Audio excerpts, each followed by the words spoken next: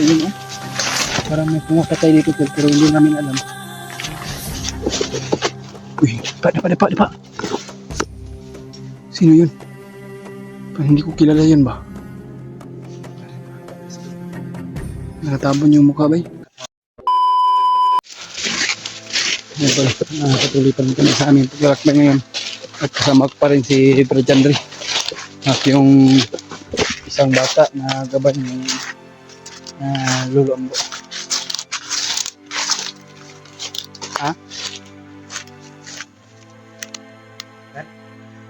Dito na ang lugar, Brad, na ilagayan ng mga bihag. Yan ito. Dito na, Brad. Marami yung lakbay natin. Hindi lang kayong dalawang sama dito. Marami pa kayo dito. Naramdaman ko. Samahan dito. Oh, Brad. Naramdaman ko ang kanilang... Ay nakuha naman si Julius. Meron ako naramdaman na malapit nandito na kasama niyo, Brad. Naramdaman mo na nandito yung mga kasama namin? Yung mga video ng mga kasama namin. Dito na talaga, Brad. Kaya yan mga tol. Sana magkatagpo kami ngayon ng mga kasamahan namin mga tol. Ay yun lang sabi niya ng isang gabay ni Lolo Ambo. Ramdaman niya talaga dito sa malapit yung mga kasama natin. At dito yung dito daw matatagpuan ng bihag dito na ideya niya ito. Kaya sana po na tol na ma-share po niyo itong video, no. Kaya bigay love shout out yung lahat mga tol. Kaya patuloy pa rin tayo tol. Kaya sana po na makita natin yung mga kasama natin tol na sabay-sabay kami baba siguro. So ano mga tol, sila sila Kuya Remark ay nakontak na namin sila mga tol. Ay magkikita kami kung saan kami magkikita ngayon. Ay ayun, tuloy pa rin tayo. Sana makita natin sila at mailigtas natin yung bihag. Kasi tagal-tagal na kami dito tol sa bundok. Kaya minsan lang kami nakapag-upload ay sa buwan ng wala tayong load. Kasi maubusan din tayo tol eh. Kaya shout out pala sa inyong lahat mga tol, sa lahat ng mga sulit nating subaybay o sulit nating supporters dyan. Ay shout out pala kay Mami Bibs Maria Teresa Bayugos, no? At kay Tita Helma, kay Marilyn Maor, at Ate Mel, at kay Ate Imdi Daos, shout out sa iyo ate. At kay Ate Bibet, kay Ate Rosie at Ate Victoria. Ayan. At ingat lang po kayo sa mga trabaho nyo mga tol. Kung saan kayo nagtatrabaho ngayon ay alam ko naman po nag-alala kayo sa amin dahil dito pa kami sa bundok at malapit ng magpapasko na. Another year na naman po tol. Another year na naman po. Kaya ngayon sana po na matagpuan natin sila, yung mga kasama natin tol na nandito pa sa bundok para sama-sama kami na bababa at mailigtas namin yung mga bihag. Kasi alam naman ng gabay ni Lolo Ambo kung saan din na yung bihag. Patungo kami doon tol at proceed kami. Kaya iwan po si Kuya Bads to kung aakyat ba yun. Sana po na makaakyat din siya. So nabalitaan natin ay na-disgrasya pala si Kuya Bads. Nakita namin yung video niya tol. Ay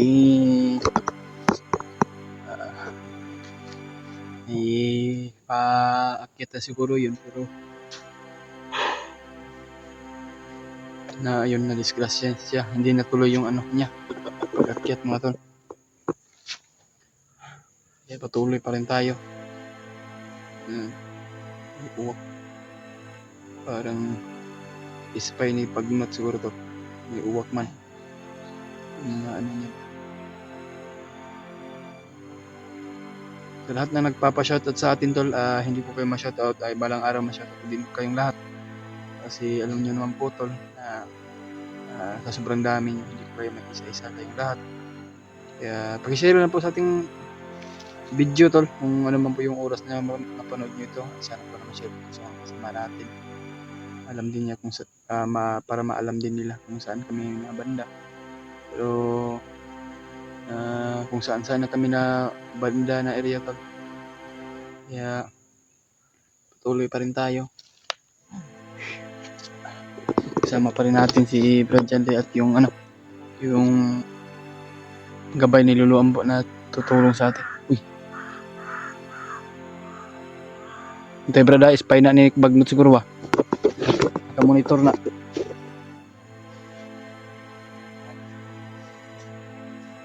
Naka-monitor yan siguro, baka spy na yan ano.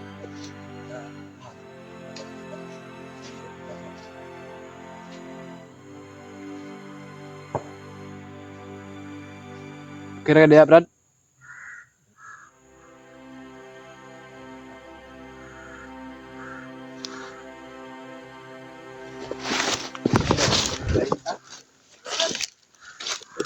Ano yun? Spy na ni Bagnot niya no? Mga wak.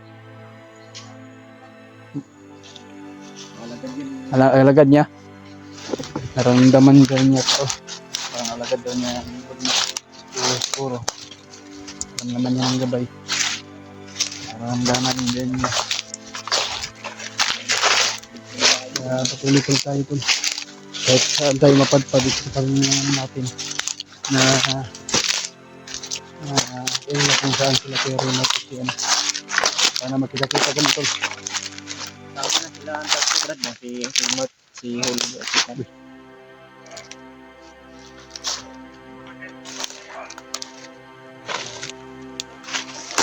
Kaysa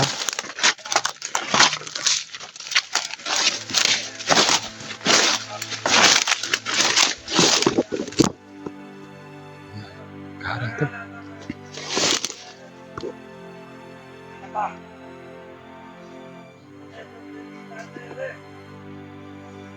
Ito. Ini pa niya yung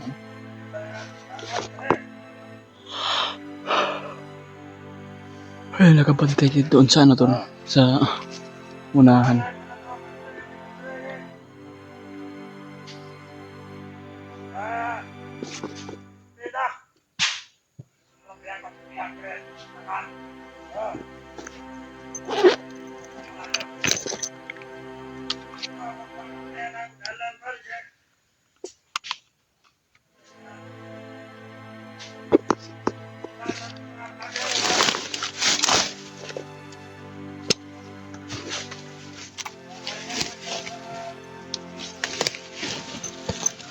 Ito. Nagkapangin yung nakarang din sa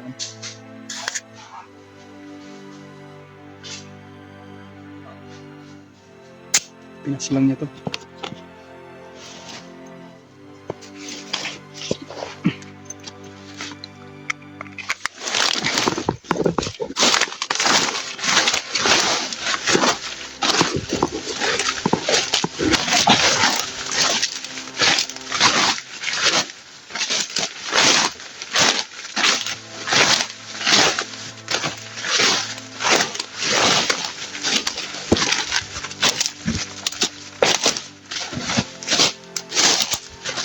Okay ba? Pero pasok ko.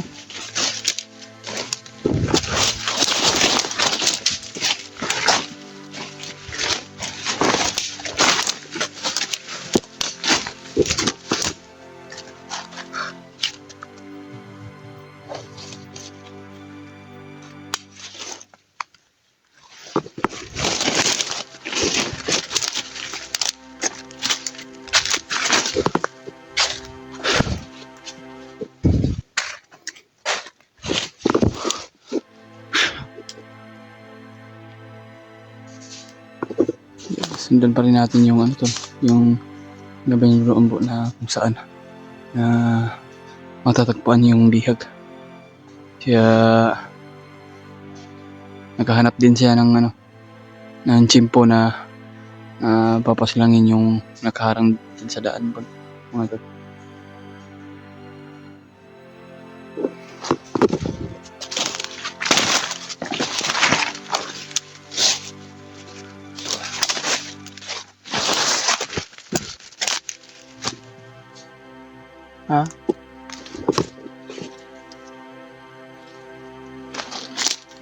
Mga bagong dating na pagsura yan. Ito mga kalaban nito, Brad. Ha? Meron pang kalaban nito. Kaya nga.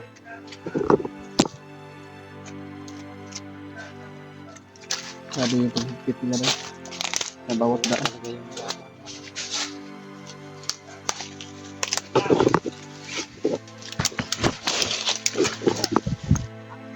Yan, napangan niya. Napakabilis itong gabay ni Lulombo. Tumulong sa atin.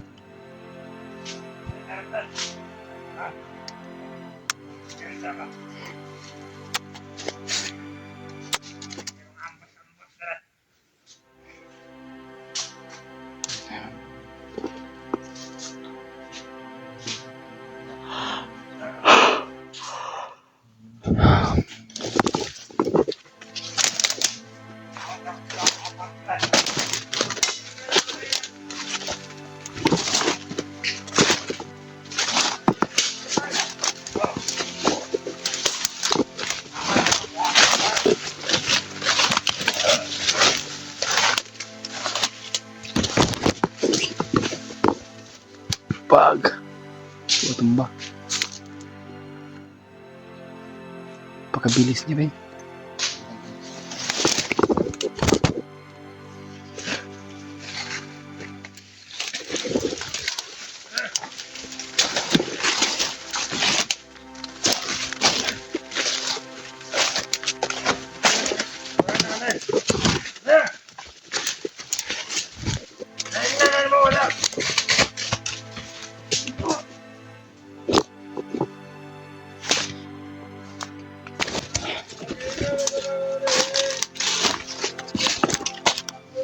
Napatay sila.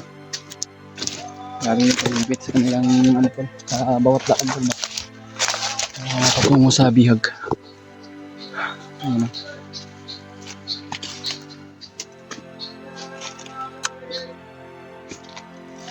Ito.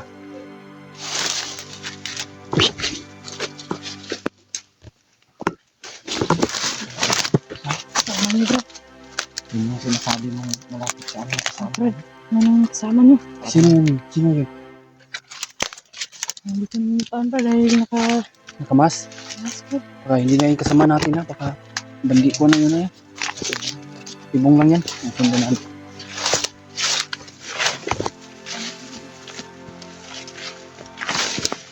Good. Sundan natin yung bumapas lang.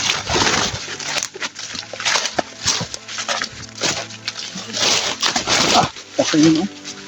Parang may pumapatay dito tol, pero hindi namin alam. Uy, di pa. Sino yun?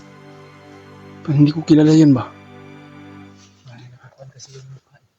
Nakatabon yung mukha ba?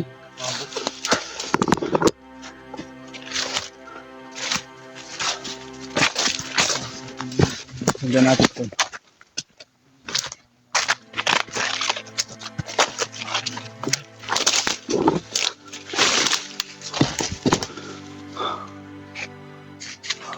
Sino ka, Brad?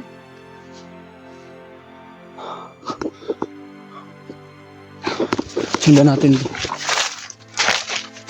Sundan natin yung ano ba? Hindi naman natin kung kasamahan ba yun natin yun.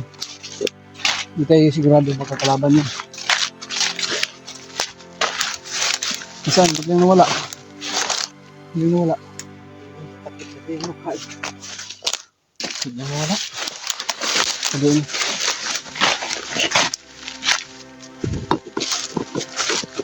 Wala ba? Ayan tol, sinundan namin. Pero kung hindi namin alam kung sino yun.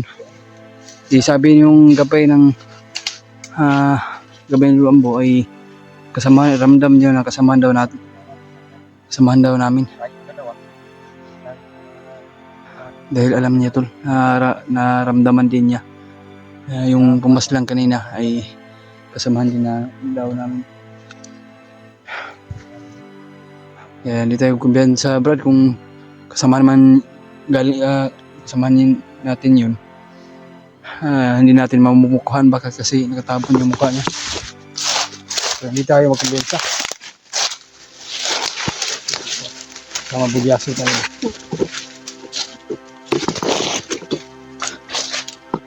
Parang dito siya tumakbo kanino. Parang naramdaman ko kanina. Dito siya tumakbo.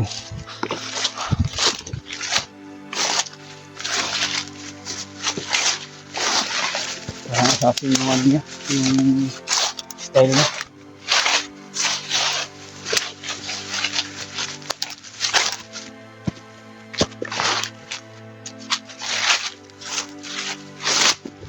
Parang anong lugar na ito? Anong area na ito to?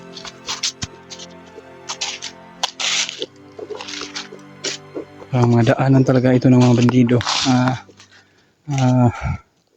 Ito siguro yung mga napakadelikado na area na ito tol dahil ano na ba? Sino na sa sigiog daan ng mga bandido.